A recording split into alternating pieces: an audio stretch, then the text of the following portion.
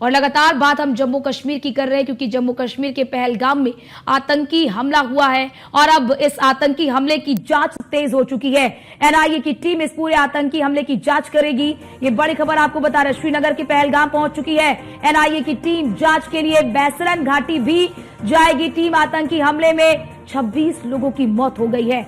हमले में 2 विदेशी नागरिक भी शामिल हैं जिनकी मौत हुई है, यानी कि इस हमले में 2 विदेशी नागरिकों को भी टारगेट किया है, उन्हें भी मौत के घाट उतारा गया है और हमले में 2 विदेशी नागरिकों की भी मौत हुई है।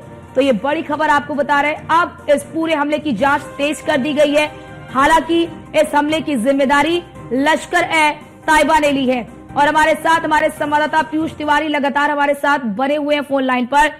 पीयूष, एनआईए की टीम पहुंच चुकी है श्रीनगर और अब इस पूरे हमले की वो जांच करेगी।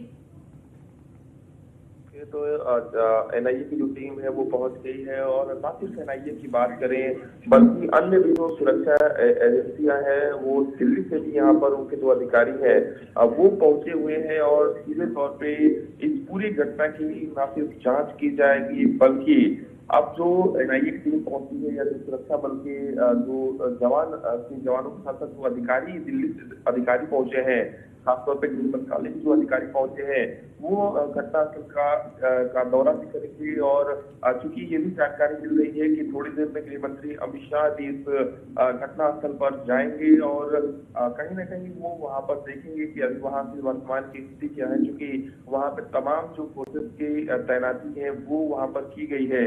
इसके साथ ही कई जगहों पर जो छापेमारी है वो भी इस वक्त चल रही है। देर रात से ही ये छापेमारी चल रही है और आतंकियों को ढूंढा जा रहा है।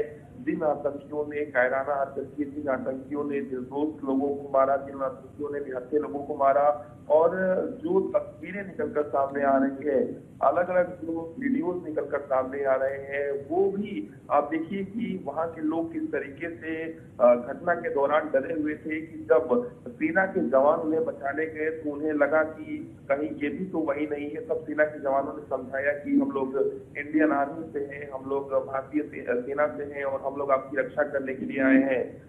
तो इस तरीके की स्थिति वहां पर बनी हुई थी। इस तरीके से कहीं न कहीं वहां पर जो बचाव कार्य है वो किया गया। बिल्कुल। और पीयूष की जो स्लीपर सेल्स हैं जो रेकी की गई, क्योंकि इस हमले को जो अंजाम दिया गया है, जो अभी सूत्रों के हवाले से अभी ऐसी जानकारी सामने आ रही है कि जो स्लीपर सेल्स हैं जिन्होंने पूरी रेकी की और उसके बाद इस पूरे हमले की वारदात को अंजाम दिया है, कहीं ना कहीं उन तक पहुंचना भी बहुत जरूरी है।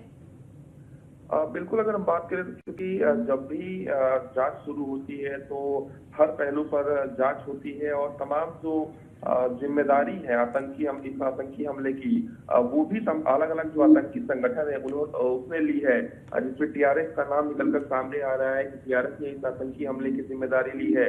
सबसे बड़ी बात है कि तमाम ऐसी चीजें निकलकर सामने आई कि एक पत्नी ने ये कहा कि मेरे पति को आतंकियों ने मार दिया और ये कहा कि मुझे छोड़ दिया और कहा कि तुम्हें हम इसलिए छोड़ रहे हैं कि तुम मोदी को जाकर इस घटना के बारे में बता देना। तो इस तरीके की स्थिति वहां पर आतंकियों ने बनाया। इस तरीके से वहां पर जो खौफ का माहौल है वो आतंकियों ने बनाया। लेकिन भारत पूरी तरीके से सशक्त है, भारत पूरी तरीके से मजबूत है। आतंक को बिल्कुल पीयूष, भारत पूरी तरह से सक्षम है। इस आतंकी हमले का माकूल जवाब दिया जाएगा। बहुत शुक्रिया आपका हमारे साथ जुड़ने के लिए और तमाम जानकारी साझा करने के लिए।